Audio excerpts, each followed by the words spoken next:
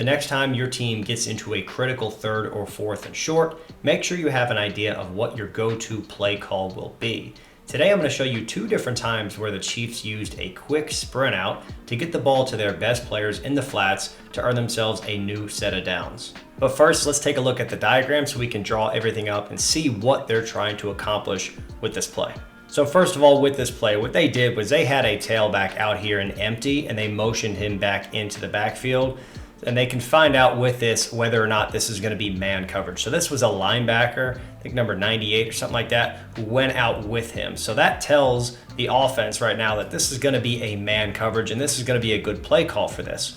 So what they have here is a quick sprint out, and everybody's trying to reach their play side guy here, right? So what we want to do, and this is even a receiver, he just lines up tight. It's not a tight end. He just lines up really, really tight, but he's going to try and reach. This corner doesn't get blocked, and this is just going to be a quick sprint out, and we're firing this into the flats. Now what we have here with our H and our Z is they're going to take an outside release and press vertical. Now they're not trying to block, but essentially they're also not trying to win any route. So they're really just running off, getting outside leverage.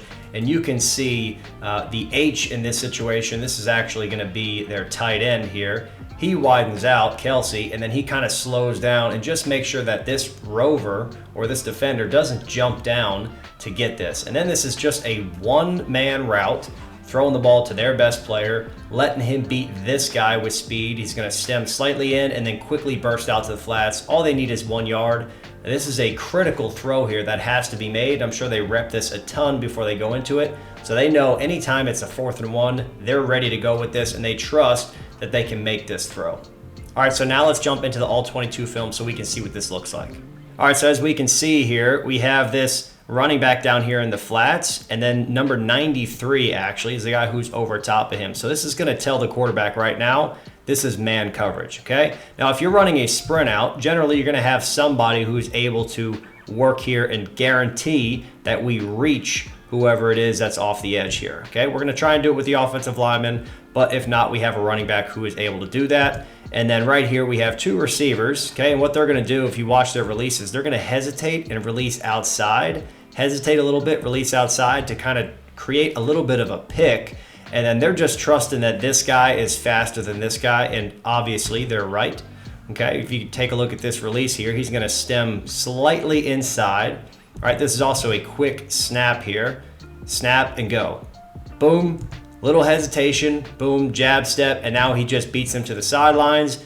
Easy catch. And then Tyreek Hill, being a very smart football player, going down here before he runs out of bounds to keep the clock going, right? So this is a really, really nice play if you just need 1 to 2 yards here. All right, let's take a look at this from the end zone cam as well. This is a game winner. That's why they had that little celebration there. Okay, I'm sure the tackle's communicating that he's going to expect this difficult edge rush, so he needs that running back to help seal there. Okay, quarterback is throwing this pretty quickly. If you watch 1, 2, 3, 4, and he's throwing it basically right off that 4th step. Accurate ball in a critical situation, and then having the awareness here to go down and keep the clock running. Great play.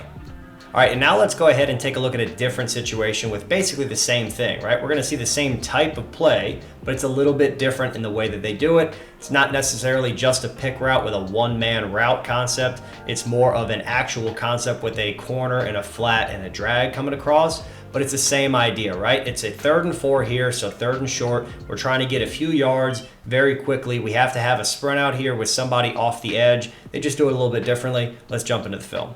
So now we have a totally different setup right here, right? Normally when teams run sprint out, they have the running back on the play side. So this is a little bit of a tendency breaker built into this play call, which I really do like. And they're going to use their tight end here to be the one who seals this, right? And then they're going to have this as the deeper route, right? He's going to have the quick flat route, and he's going to take, let me draw this a little bit better. He's going to take this intermediate route. Okay, so it's kind of a version of a mini flood here, and the running back's just going to be on the backside here helping out. So he's kind of useless a little bit in this role here, but I really do like this for the fact that it's a tendency breaker, because not too many people run sprint out without a running back on the strong side, right?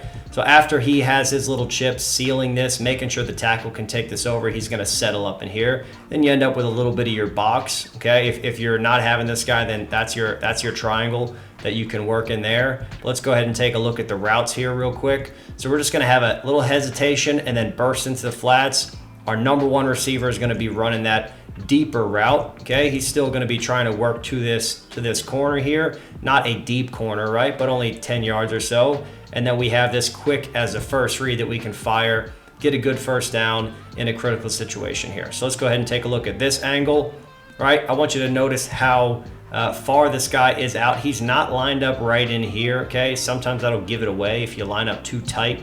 So he does a good job, right? At the snap, just stepping in and even working back a little bit, it's fine. As long as you can get your tackle to be able to take this over and try and work to get his hips around. I want you to watch this. Watch 77 and where his hips are at right now. If we draw this, the defender's here and the offensive player's here, right? So his hips are facing in that direction and he wants to get this, right? Now we're getting closer to the leverage we would like to have, which ideally is this. So we're blocking the guy in that direction. That's going to be a constant fight to try and get that. We don't necessarily have to have it, but it definitely does help.